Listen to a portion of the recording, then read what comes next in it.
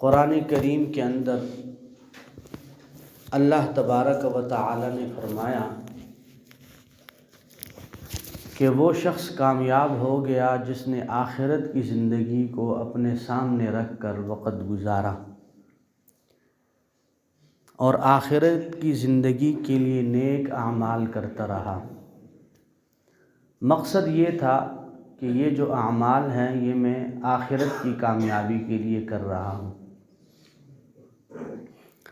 اللہ تبارک و تعالی نے ہمیں جو زندگی عطا کی ہے یہ زندگی کسی مقصد کے لیے ہے، اور پھر ایک وقت تک اللہ نے ہمیں یہ زندگی عطا کی ہے۔ اور قرآن کی آیت ہے ان اجل اللہ اذا جاء لا یؤخر، وہ وقت کون سا ہے اللہ کو معلوم ہے۔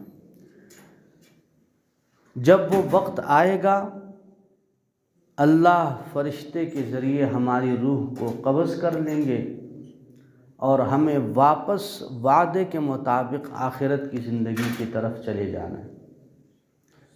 یوں سمجھ لیجئے کہ یہ زندگی امتحان کی زندگی ہے، لیکن ہم یہ سمجھتے ہیں کہ شاید ہم اتنے سال کے ہو گئے ہیں، ہم بڑے ہو گئے ہیں، ہم سمجھدار ہو گئے، ہم با اختیار ہو گئے۔ انسان جب جوانی کی طرف آتا ہے تو وہ اپنے آپ کو سمجھدار سمجھنا شروع ہو جاتا ہے۔ وہ کہتا ہے میں تو بڑا عقل مند ہوں، دانا ہوں، میں بڑا ہو گیا ہوں۔ یہ انسان کے ساتھ تجربات ہر انسان کے ساتھ چلتے ہیں بڑھاپے تک، اور پھر جب وہ شادی شدہ ہو جائے، نوکری اور کاروبار شروع کر لے تو وہ کہتا ہے میں با اختیار ہو گیا ہوں، اب میں اپنی مرضی سے جا سکتا ہوں، آ سکتا ہوں، اپنا فیصلہ مسلط کر سکتا ہوں، اپنی مرضی سے کھا سکتا ہوں، پی سکتا ہوں، کسی کو جواب دینا اب میرے اوپر لازم نہیں ہے۔ یہود اور نصارہ اور انگریزوں کے ہاں ایک روایت ہے کہ ہر سال جب ان کا سال پورا ہوتا ہے کسی بچے کا تو وہ برتھ ڈے مناتے ہیں، جوان بھی مناتے ہیں، بوڑھے بھی مناتے ہیں۔ اب ہماری نظر میں ہم یہ تصور کر رہے ہوتے ہیں کہ شاید میں اتنے سال کا ہو گیا ہوں، لیکن حقیقت یہ ہے کہ زندگی کے سال کم ہو رہے ہیں، اور جب یہ دن آئے تو ہمیں زیادہ فکر کرنی چاہیے اللہ کی طرف کہ یا اللہ اگر میں 50 سال کی زندگی لے کے آیا تھا اس میں تو 1 سال مزید کم ہو گیا۔ 50 سال میں زندگی کی 20 سال گزر کے پیچھے 30 سال رہ گئے، 30 سال گزر کے 20 رہ گئے، 45 سال گزر گئے، اللہ یہ تو پیچھے 5 سال رہ گئے۔ حدیث شریف میں آتا ہے کہ اس امت کی اوسطاً جو عمر ہے وہ 60 سے 70 سال ہے، یعنی جو شخص 60 سال کا ہو چکا ہے وہ یوں سمجھ لے کہ وہ اپنی اوسطاً عمر پوری کر کے ایکسٹرا زندگی گزارنا ہے، اور جس کے 50 سال ہو گئے تو وہ یوں سمجھ لے کہ زندگی کے 60 بہاروں میں سے 50 بہاریں گزر گئی ہیں۔ تو میرے محترم دوستو، یہ انسان ہے، جوانی آتی ہے، پھر بڑھاپا آتا ہے، لیکن انسان یہ نہیں سوچتا کہ میں تو اپنی قبر کی طرف جا رہا ہوں۔ اب اللہ تو عالم الغیب ہے نا، غیب کو جاننے والا ہے۔ قبرستان انسان جاتا ہے کسی کو دفنانے کے لیے، اس کو کیا پتہ ہوتا ہے کہ میں نے اس میں کب آ جانا ہے۔ بعض اوقات ایسے ہوتا ہے 1 دن بعد، ہفتے بعد، 2 ہفتے بعد، بعض اوقات ایسے ہوتا ہے کہاں جا رہے ہیں، میں جنازے کے لیے جا رہا ہوں، کس کے جی فلاں عزیز فوت ہوئے ہیں۔ واپسی پہ گھر وہ بھی اسی حالت میں آتا ہے کہ اگلے دن اس کی تدفین ہو، ایکسیڈنٹ ہو گیا، اٹیک ہو گیا، گولی لگ گئی، فلاں ہو گئی۔ صبح سلامت انسان گھر سے نکلتا ہے، شام کو موت کا پیغام لے کر ہی گھر میں داخل ہوتا ہے۔ اور میرے محترم دوستو، انسان یہ زندگی کی بہاریں اسی چکر میں گزار رہا ہوتا ہے کہ میں بڑا ہو گیا، میرا یہ کام آج ہو گیا، آئندہ کا میرا ارادہ یہ ہے، فیوچر پلان یہ ہے، میں یہ کروں۔ بیماریاں پکڑ لیتی ہیں، آپ بھی دیکھتے ہیں، میں بھی دیکھتا ہوں۔ ڈاکٹر نے جواب دے دیا 10 دن کا مہمان ہے، 15 دن کا مہمان ہے، 20 دن کا مہمان۔ اللہ نے چاہا تو 20 سال مزید زندہ رہتا ہے، نہ چاہا تو بس جاتا ہے۔ سالوں سال سے بیماری نے پکڑا ہوا ہے، ضعف بھی ہے، کمزوری بھی ہے، بیماری بھی ہے، رشتہ دار بھی تھک جاتے ہیں خدمت کر کر کے، تنگ آ جاتے ہیں۔ اس وقت انسان کو اگر یاد آتا ہے نا، صرف اللہ کی ذات یاد آتی کہ یا اللہ، ڈاکٹروں نے بھی جواب دے دیا، رشتہ دار بھی میں دیکھ رہا ہوں، پوچھ رہے ہیں لیکن تنگ ہیں۔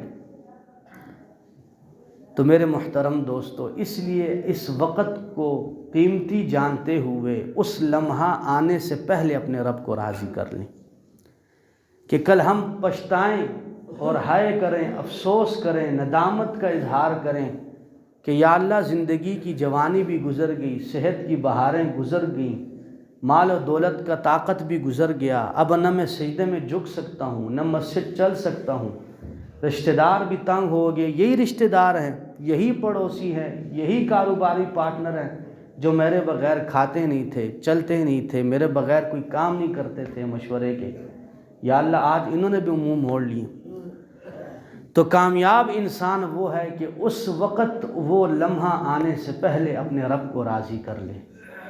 اور اللہ کتنی مہربان ذات ہے نا، بندہ حیران ہوتا ہے کبھی کبھی۔ حدیث شریف کے اندر آتا ہے نا کہ 2 چیزیں بڑی قیمتی ہیں، ایک صحت بڑی قیمتی ہے اور ایک وقت بہت قیمتی ہے۔ وقت جو گزر گیا وہ زندگی میں، جو جمعرات کل تھی وہ گئی، زندگی میں کبھی مڑ کے نہیں آئے گی۔ جو صحت ہے یہ موجود، کل اگر نہ ہو تو اللہ کے رسول نے فرمایا فرصت ہے تو اس کو قیمتی جانو اس سے پہلے کہ تمہارے ہاتھ سے فرصت نکل جائے۔ بیماری سے پہلے صحت کو قیمت جانو اور اس کی قدر کرو، فائدہ اٹھا لو اس سے پہلے کہ بیماری تمہیں پکڑ لے۔ اور اس کے اندر ایک حکمت ہے کتنی بڑی، اللہ بڑا مہربان ہے۔ جوانی میں، صحت میں تہجد پڑھتے تھے، اشراق پڑھتے تھے، سنتوں کا اہتمام کرتے تھے، دعائیں مانگتے تھے، مسجد کی خدمت کرتے تھے، طلباء کی خدمت کرتے تھے، پڑوسیوں کے حقوق کا خیال، رشتہ داروں کے حقوق کا خیال۔ وقت گزر گیا، اللہ بڑھاپا آ گیا، بیماری نے پکڑ لیا، چرپائی پہ لیٹ گیا، تہجد بھی چھوٹ گئی، تلاوت بھی چھوٹ گئی، دعائیں بھی چھوٹ گئی، قوم کی خدمت بھی چھوٹ گئی۔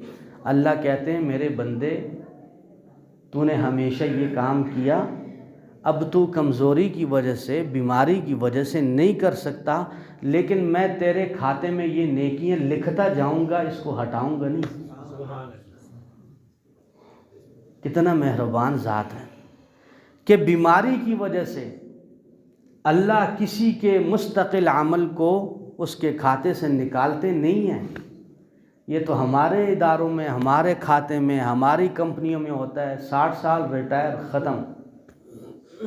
منیجر صاحب کے بغیر کام نہیں چلتا تھا، منیجر صاحب کدھر ہیں؟ گھر میں، کمپنی چل رہی ہے، پوچھتے ہیں کوئی نہیں جی، کوئی بھی نہیں پوچھتا۔ اللہ کہہ رہے نہیں، تو جتنا بزرگ ہو گیا، جتنا بیمار ہو گیا، میرے ہاں اتنی ہی تیری قدر بڑھ گئی، مجھے ویسے بھی سفید بالوں سے اللہ کہتے ہیں حیا آتا ہے۔ آپ کی تہجد، آپ کی دعائیں وہ آپ کے کھاتے میں لکھتی جائیں گی، لکھتی جائیں گی، لکھتی جائیں گی۔ جس طرح معتکف اعتکاف میں بیٹھتا ہے نا، محلے کے سارے نیک کام اس کے کھاتے میں لکھے جاتے ہیں، اسی طرح بیمار کی کھاتے میں جوانی کی ساری عبادت اسی طرح لکھی جاتی ہے جس طرح وہ جوانی میں کرتا رہا ہے۔ تو اس لیے میرے محترم دوستو، وقت کو قیمتی جانیں اور صحت کو بھی قیمتی جانیں اور ان اعمال کی پابندی کریں۔ ہمارے اکابر اور نیک لوگ جو گزرے، اللہ والے علماء حضرات جنہوں نے امت کی رہنمائیاں کی، تربیت کی، درس و تدریس کیا، وہ اپنی زندگی کے محاسبہ کیا کرتے تھے، زندگی کا محاسبہ کیا کرتے تھے، ہر مہینے کا محاسبہ کئی حضرات کے متعلق آتا ہے۔ وہ دیکھتے تھے کہ یا اللہ یہ تو نیا چاند آ گیا اگلے مہینے کا، پچھلے مہینے میں نے کون سی خطائیں کی ہیں، کون سی نافرمانیاں کی، اس پر اپنے آپ کو ندامت کرتے تھے، توبہ کرتے تھے۔ جس طرح ایک تاجر ہے نا، وہ تجارت کرتا ہے، ہر مہینے میں وہ اپنی دکان کا محاسبہ کرتا ہے، کاروبار کا محاسبہ کرتا ہے۔ تو ہمارے سلف گزرے ہیں اللہ والے، ان کا طریقہ یہ تھا، وہ اپنا محاسبہ کرتے تھے۔ اکثر تو رات کو سونے سے پہلے، بزرگ حضرات ابھی بھی کہتے ہیں علماء کرام، کہ رات کو سونے سے پہلے اپنا جو دن گزارا ہے اس دن کا محاسبہ کرو، کہ صبح جب میں اٹھا تو میں نے کیا کیا، دن کو کیا کیا، شام کو کیا کیا، سونے سے پہلے کیا، سارا دن 5 منٹ سوچو، محاسبہ کرو کہ یا اللہ تیری نافرمانی میں کتنا دن گزرا، تیری فرما برداری میں کتنا دن گزرا۔ اور اگر ہم محاسبہ ہوگا تو اللہ بھی مہربانی کرے گا، اور اگر محاسبہ نہیں ہوگا تو اللہ نے بھی بے نیاز ذات ہے، اس کو کوئی پرواہ نہیں ہے۔ ساری دنیا نافرمان ہو جائے، اللہ کی شان میں کمی نہیں آئے گی۔ ساری دنیا فرما بردار ہو جائے، اللہ کی بڑائی میں ذرہ برابر بھی فرق نہیں آئے گا۔ وہ بے نیاز ہے، اس کو تعریفوں کی ضرورت نہیں ہے، اس کو کسی چیز کی ضرورت نہیں ہے، وہ بے نیاز ذات ہے۔ اس لیے میرے محترم دوستو، اپنے وقت کو قیمتی بنائیں۔ حدیث شریف کے اندر بھی آتا ہے کہ جب جنتی جنت کے اندر داخل ہوں گے، حالانکہ فیصلہ ہو گیا، جنت مل گئی، داخل ہو گئے جنت میں، تو جب وہ اپنی دنیا کی زندگی پر سوچیں گے نا، اور کوئی لمحہ ان کو یاد آئے گا ایسا کہ جس لمحے میں انہوں نے نیکی نہ کی ہو یا اللہ کی نافرمانی کی ہو، تو جنت میں بھی وہ ندامت کا اظہار کریں گے۔ وہ کہیں گے یا اللہ سے یہ غلطی ہو گئی، یہ لمحہ بھی ہم ضائع نہ کرتے، یہ وقت بھی ہم تیری نافرمانی میں نہ گزارتے، اس لمحے بھی ہم تیری خوشنودی کا کام کرتے۔ تو اس لیے میرے محترم دوستو، یہ صحت اور وقت جو ہے یہ اتنا قیمتی ہے۔ اسی طرح حدیث شریف کے اندر آتا ہے کہ انسان جب صبح کرتا ہے نا، صبح، تو یہ سارا دن اپنا نفس بیچتا ہے۔ اللہ کے رسول صلی اللہ علیہ وسلم نے فرمایا کیسے بیچتا ہے؟ صحابہ نے کہا، فرمایا دیکھو جب یہ صبح اٹھتا ہے، صبح اٹھنے کے بعد 2 کام ہیں، یا اللہ کی رضا والا کام ہے یا اللہ کی نافرمانی والا کام۔ تو اگر اس نے اپنے نفس کی تابعداری کی، اللہ کی تابعداری نہ کی، تو اس نے کیا کیا؟ اللہ کو ناراض کیا۔ اور اگر اس نے اپنے نفس کی تابعداری نہ کی، اللہ کی تابعداری کی، تو اس نے جنت کمائی۔ اگر کوئی شخص صبح اٹھے اور جیب میں پیسے ڈالے اور بازار کی طرف جائے، اور شام کو لوٹے قیمتی چیزیں لے کر آئے، تو ہر کوئی اس کو یہ کہے گا یار بڑا بہترین سودا کر کے آئے ہو، بڑی قیمتی چیزیں لے کے آئے ہو۔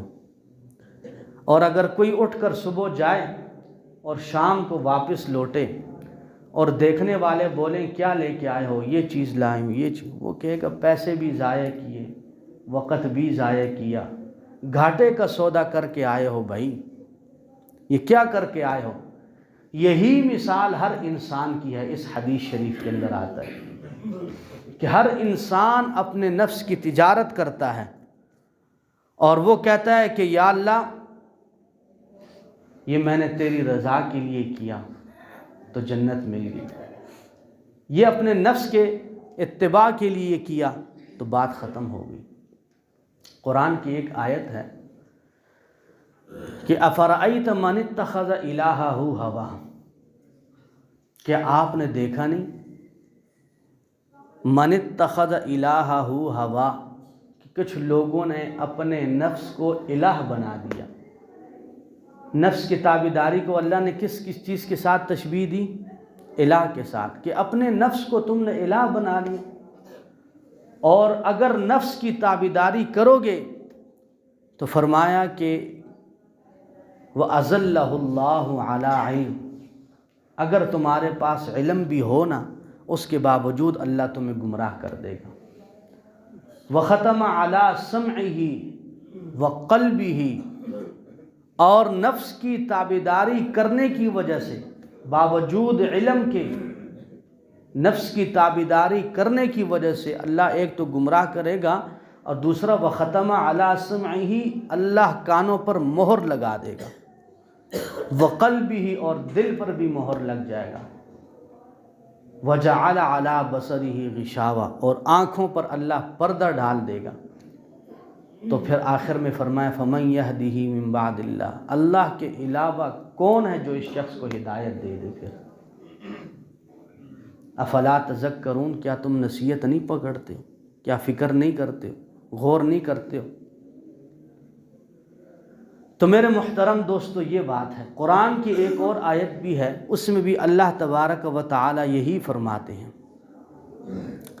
کہ ان لوگوں کو، جو لوگ ہیں اللہ والے، فکر کرنے والے، جب شیطان ان کو وسوسہ ڈالتا ہے ان کے دلوں میں اور ان کو بہکانے کی کوشش کرتا ہے، تو اللہ فرماتے ہیں وہ فوراً سمجھدار ہو جاتے ہیں، شیطان کے بہکاوے میں نہیں آتے، فوراً اللہ کی طرف رجوع کرتے ہیں۔ اور فرمایا آگے اگلی آیت میں کہ اسی طرح جو ان کے بھائی ہیں شیطان کے، جب شیطان ان کو بہکانے کی کوشش کرتا ہے تو وہ بہک جاتے ہیں، اور بہکنے کے بعد اللہ کی نافرمانی کر کے شیطان کو راضی کرنے کی کوشش کرتے ہیں۔ اب اگر ان دو آیتوں کو ہم دیکھیں تو دونوں آیات کے اندر اللہ تبارک و تعالی نے ہمیں یہی فرمایا کہ جو میری نافرمانی کرے گا یا تو وہ شیطان کی پیروی کرے گا یا نفس کی پیروی کرے گا۔ اگر شیطان کی پیروی کرے تب بھی غلط، نفس کی پیروی کرے تب بھی غلط، دونوں ہی اللہ کو ناراض کرنے کا ذریعہ ہیں۔ اور عمومی طور پر یہی ہوتا ہے۔ ابھی دیکھیں آج دسمبر کی 29 تاریخ ہے، آگے نیو ایئر منایا جائے گا۔ اب نیو ایئر کے اندر کیا ہے؟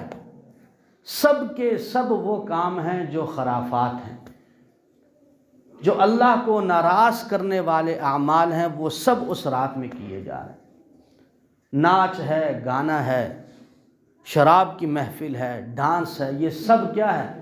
یہ سب ایسے کام ہیں جس پر اللہ کی غضب ہوتی ہے، اللہ کی لعنت ہوتی ہے، اور ہم بھی کر رہے ہیں۔ اور کس وجہ سے کر رہے ہیں؟ یا یہود اور نصارہ کا طریقہ سمجھ کے کر رہے ہیں؟ تو اللہ نے قرآن میں فرما دیا کہ یہود و نصارہ کے طریقے پر مت چلو، اگر چلو گے گمراہ ہو جاؤ گے۔ اور حدیث میں آیا ہے کہ جس طرح قوم اور جو بندہ اس قوم کی پیروی کرے گی قیامت کے دن اسی کے ساتھ اٹھائی جائے گی۔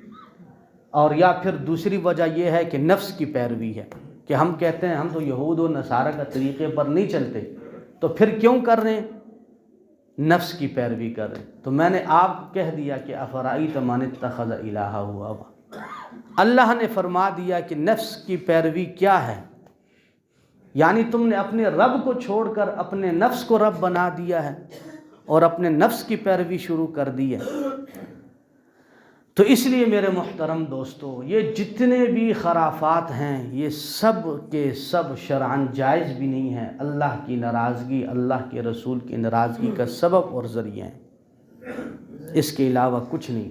میں عرض کر چکا ہوں کہ زندگی کے سال گزرتے ہیں، ہم سمجھتے ہیں ہم بڑے ہو گئے، ہم بڑے نہیں ہو گئے، ہماری زندگی کے دن حقیقت میں کم ہو گئے، اور اللہ کے سامنے کھڑے ہونے کے دن قریب آ رہے ہیں۔